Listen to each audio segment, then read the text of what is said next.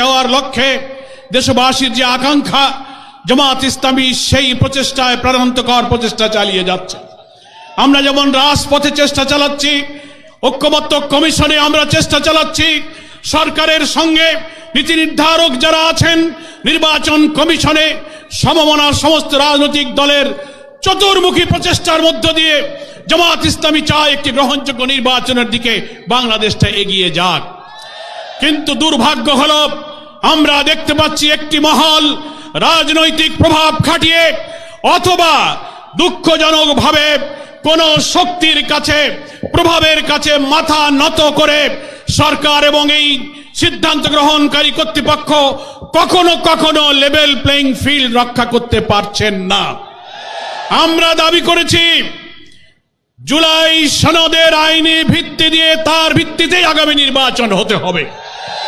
এখন একটি দল বাধার সৃষ্টি করে, প্রতিবন্ধকতা সৃষ্টি করে বলছেন এই সাংবিধানিক সংস্কার, এত সব সংস্কার নির্বাচনের আগে আইনি ভিত্তি দিয়ে সংস্কার করার কি প্রয়োজন?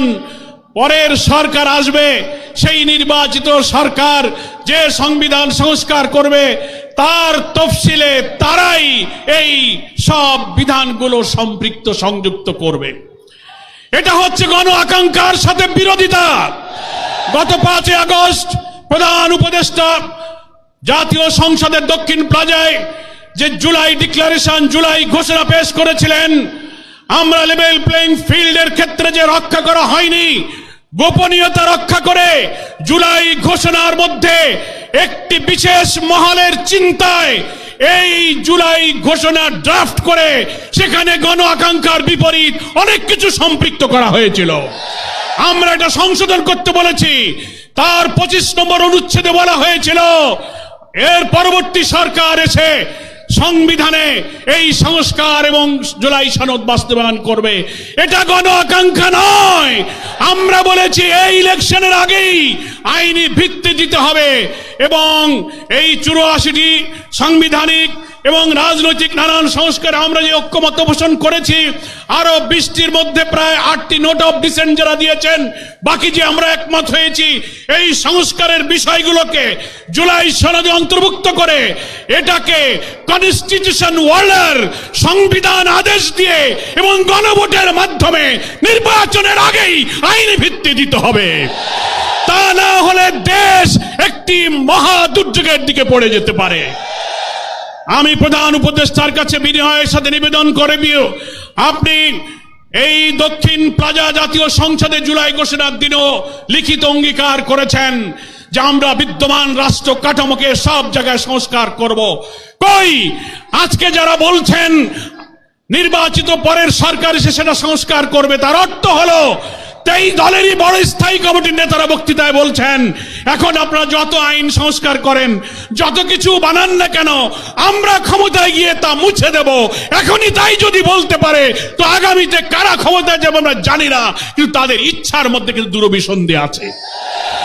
তাই এখন যেহেতু অন্তর্বর্তীকালীন একটি নির্দলীয় সরকার, এটাই হচ্ছে জুলাই সনদের একটা জাতীয় ভিত্তি, সাংবিধানিক ভিত্তি, আইনি ভিত্তি দেওয়ার সবচেয়ে উপযুক্ত নিরাপদ সময়।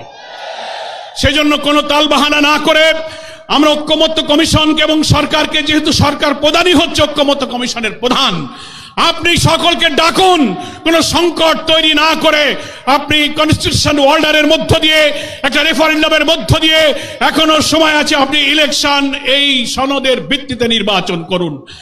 কেউ কেউ বলছেন না এটা করা যাবে না। অনেক সাংবিধানিক মেজর ইস্যুতে যে ভিন্ন মতগুলো রয়েছে, আমরা প্রস্তাবে ঐক্যমত্য কমিশনে বলেছেন প্রধানমন্ত্রী পরপর 2 বার ক্ষমতায় থাকতে পারবে না, জুডিশিয়ারিতে প্রধানমন্ত্রীর ইচ্ছায় নিয়োগ হবে না, সাংবিধানিক পদগুলোতে নিয়োগ হবে না, সেপারেট অ্যাপয়েন্টিং অথরিটি হবে।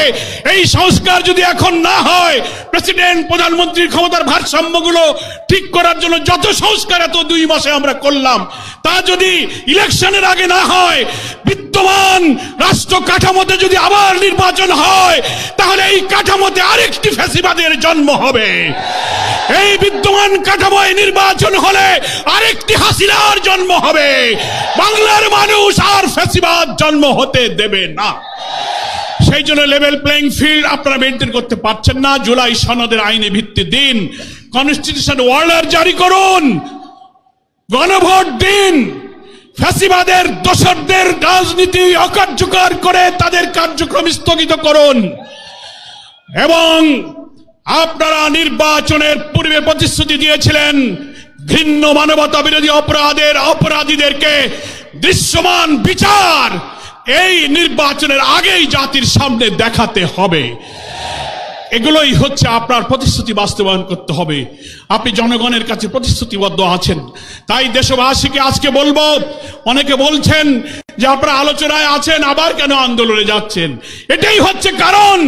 আলোচনার টেবিলে যাচ্ছি, কিন্তু সে আলোচনার সফলতার মুখ দেখছি না।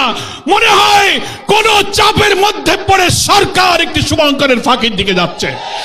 তাই আমাদের আন্দোলনের কর্মসূচি আমরা আজকে যেমন রাজধানীতে করছি, আগামীকাল সকল বিভাগীয় সদরে হবে, 26 তারিখে জেলা উপজেলায় হবে।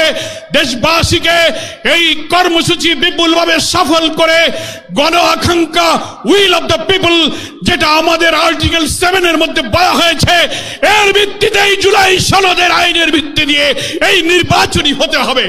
আমরা ফ্যাসিবাদের রাষ্ট্র কাঠামো সংশোধনের জন্যই যে এত রক্ত দিয়েছি, এত জীবন দিয়েছি। এখন যদি 2 মাস 3 মাস সংস্কার করার পর একটি দল বলে এটা পরে হবে, তাহলে এতদিন আমাদের কেন পরিশ্রম করালেন? সেই জন্যই আমরা বলছি আমাদের আন্দোলন এটা রাজনীতির অংশ। It is the part of politics.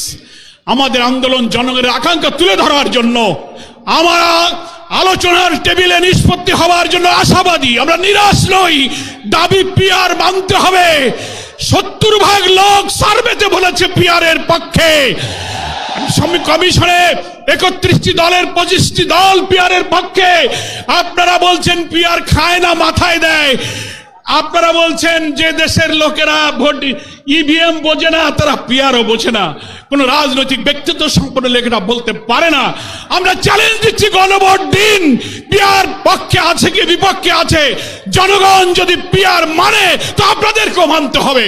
আর জনগণ যদি বিপক্ষে যায়, আমরা জামাত ইসলামী তা মেনে নেব। কিন্তু কেন আপনারা গণভোটকে ভয় পাচ্ছেন?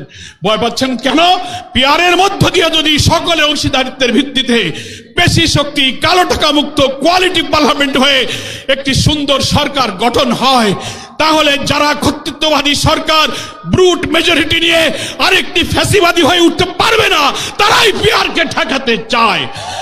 আসুন 5 দফা দাবির ভিত্তিতে গড়ে ওঠা এই আন্দোলনকে দাবি আদায় না হওয়া পর্যন্ত আমরা অব্যাহত রাখার অঙ্গীকার করে আজকে রাজধানী ঢাকার এই সমাবেশ থেকে বিদায় নিয়ে এখনই বিক্ষোভ মিছিলে যোগদান করব। আল্লাহ হাফেজ।